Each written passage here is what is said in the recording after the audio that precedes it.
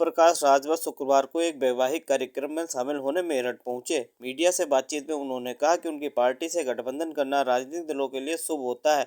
वह जिस भी पार्टी के साथ जाते हैं वह मजबूत होती है। जब वह बीजेपी के साथ थे तो भाजपा ने 325 सीटें जीती थी। उन्होंने छोड़ा तो भाजपा 265 पर सिमट गई थी।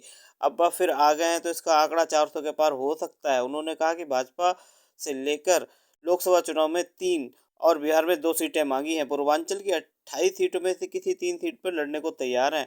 अभी सीट का बंटवारा नहीं हुआ, जल्द इसका ऐलान हो सकता है।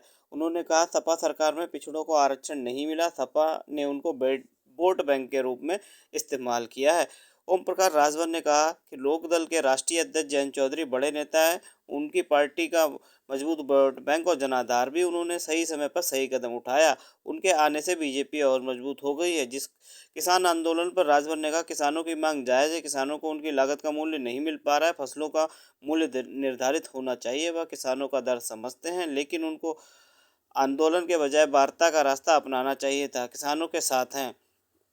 ओम प्रकाश राजभर ने कहा कि व्यापारी वर्ग देश के सबसे ज़्यादा टैक्स देता है। जिस तरह से जाट और अन्य रेजिमेंट बनी है, उसी तरह से व्यापारी रेजिमेंट का गठन होना चाहिए। उन्होंने कहा कि पहले ही सरकारों में व्यापारी का शोषण होता था। भाजपा सरकार आने के बाद व्यापारियों से गुंडा टैक्स की वसूली बंद हो गई है।